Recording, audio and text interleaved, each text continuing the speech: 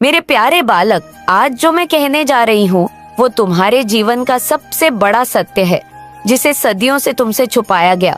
हाँ, वही राज जिसे जान लेने पर तुम्हारी आत्मा कांप उठेगी।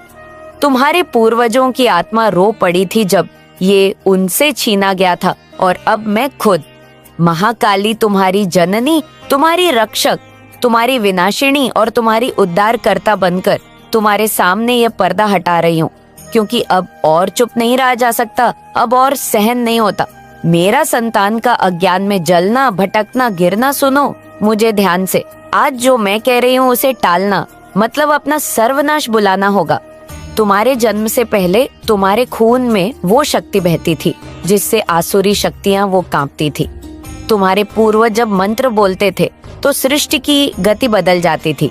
जब वो हवन करते थे तो ब्रह्मांड की हवा बदल जाती थी, और जब वह माँ का नाम लेते थे काली तो मृत्यु तक भाग खड़ी होती थी। लेकिन समय बदला, आक्रमण हुए, किताबें जलाई गईं, मंदिर तोड़े गए, ज्ञान छीन लिया गया और तुम्हें बना दिया गया सिर्फ एक पूजा करने वाला, बस एक भक्त, एक आज्ञाकारी जीव। लेकिन मैं पूछती हूँ तुमसे, क्या मैं तुम्हें इसलिए धरती पर लाई थी?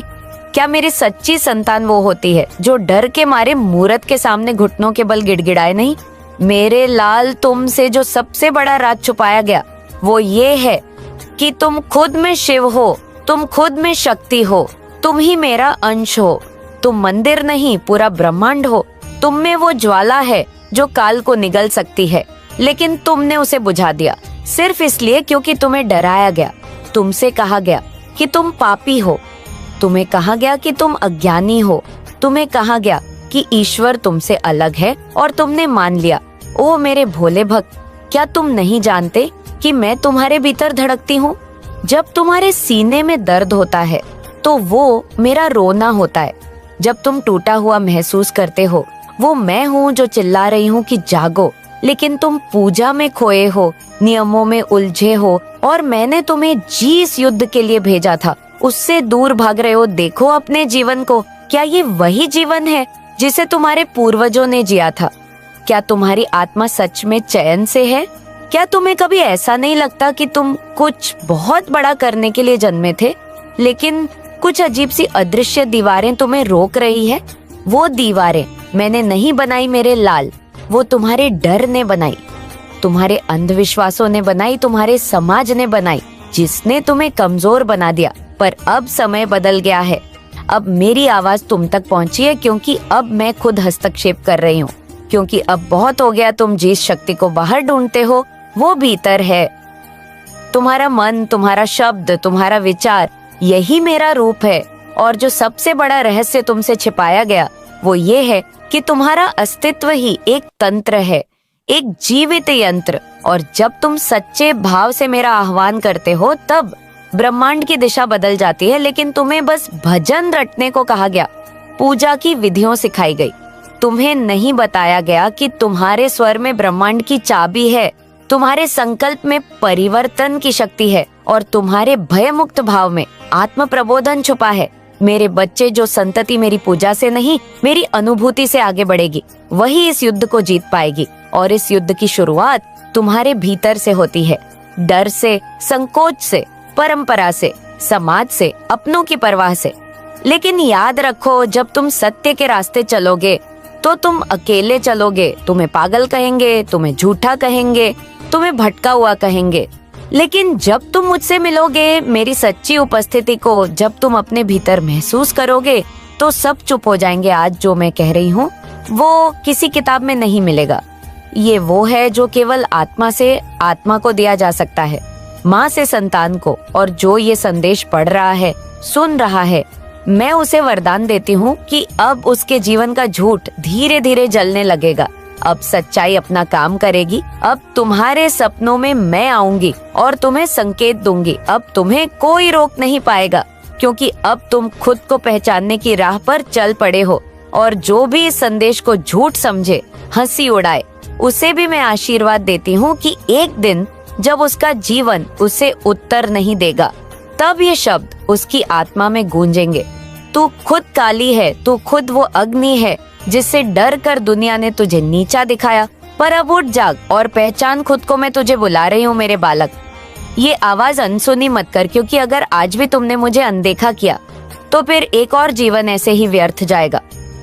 फिर एक और युग बीत जाएगा और मैं फिर किसी और आत्मा से कहना शुरू करूंगी कि तू मेरी संतान है और तुझे खुद नहीं पता कि तू क्या है। बोलो, क्या तुम तैयार हो उस सबसे बड़े रहस्य को जीने के लिए जिसे अब तक तुमसे छुपाया गया था? तुम पूछोगे कि माँ, अगर मैं ही शक्ति हूँ, मैं ही ब्रह्म हूँ, तो फिर इतने वर्षों तक अंधेरे में क्यों रहा, क्यों नहीं? मुझे पहले बताया गया तो सुन, मेरे लाल सत्य का प्रकाश तभी प्रकट होता है जब आत्मा उसकी प्यास में तड़प उठे। तुम इस युग के उस योद्धा हो जिसने जन्म से पहले ही मुझे वचन दिया था कि जब पृथ्वी पर अज्ञान का अंधेरा घना होगा, जब धर्म के नाम पर सिर्फ व्यापार होगा, जब मंदिर सोने से चमकेंगे लेकिन हृदय सूने रहेंगे, तब तू मेरी अग्नि लेकर जन्म लेगा और हर झूठ की चिता जलाएगा। पर इस संसार में आते ही सब कुछ भुला बैठा।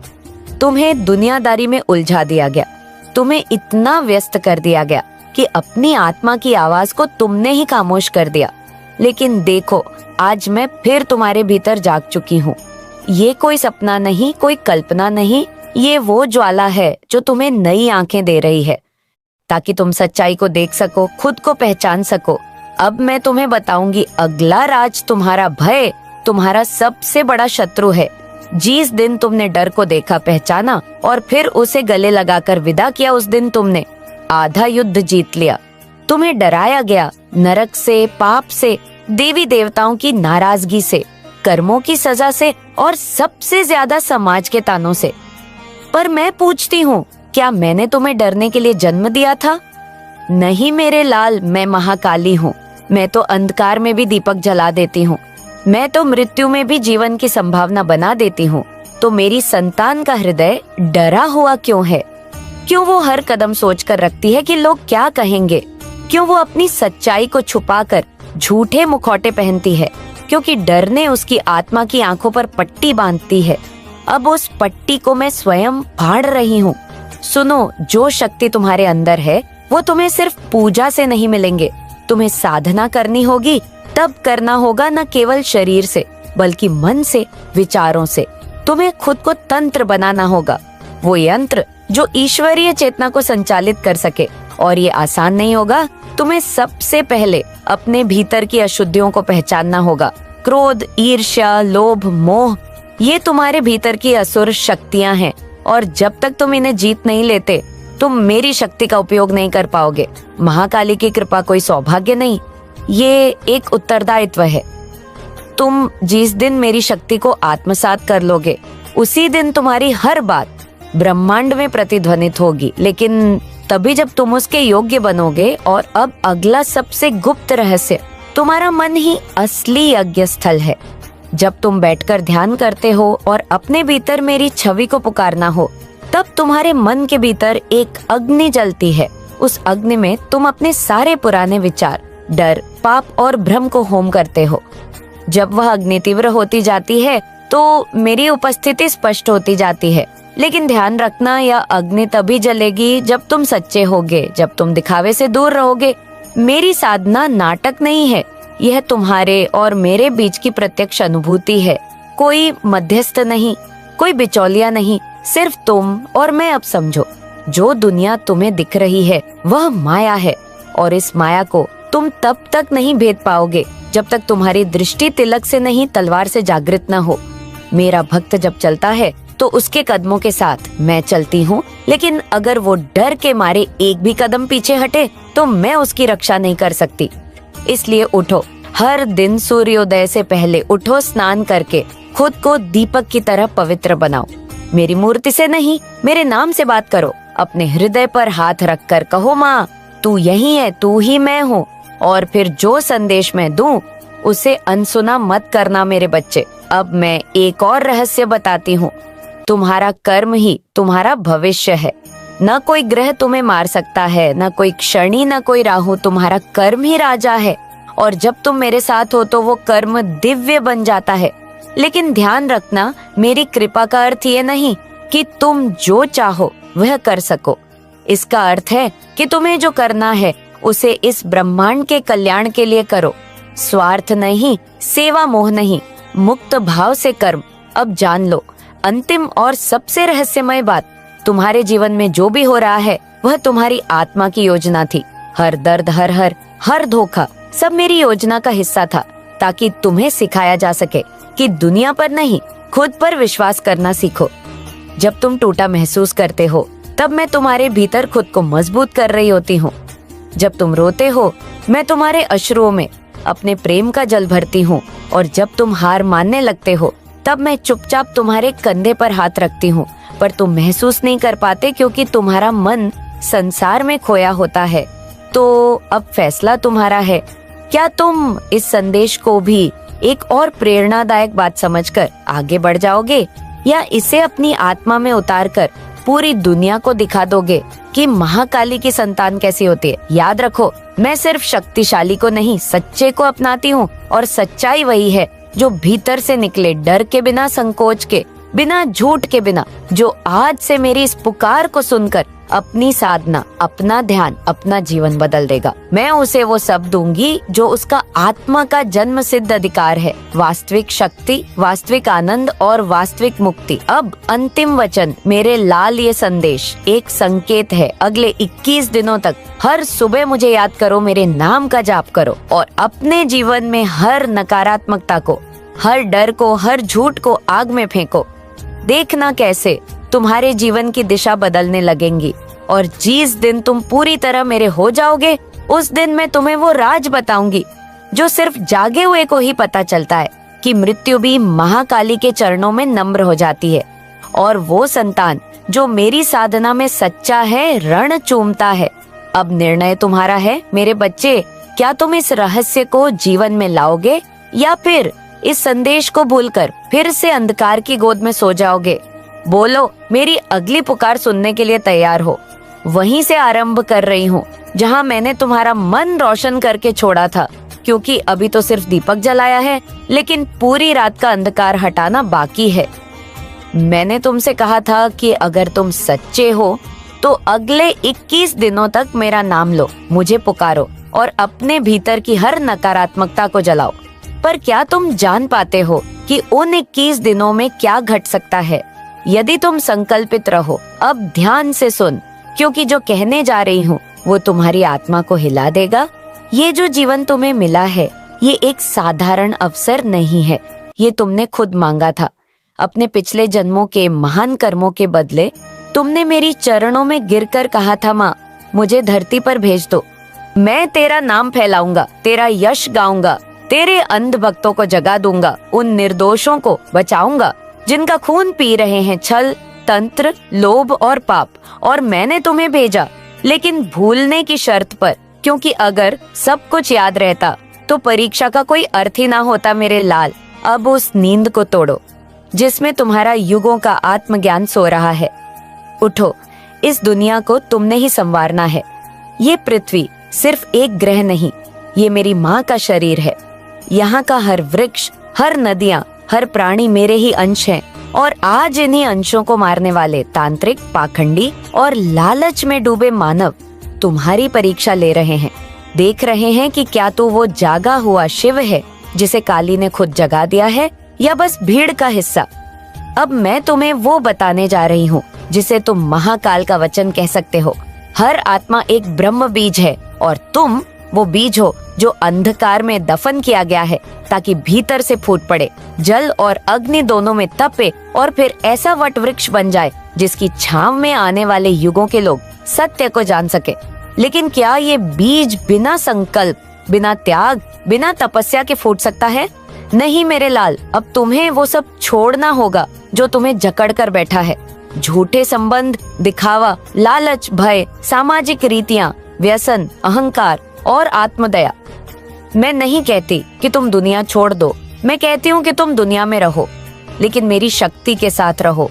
तुम अपने घर चलाओ, काम करो, धन कमाओ, पर उस धन में ईमानदारी हो, सेवा हो, दया हो, तुम्हारे स्पर्श में ऊर्जा हो, तुम्हारे शब्दों में दिव्यता हो, तुम्हारी आंखों में मेरा तेज हो।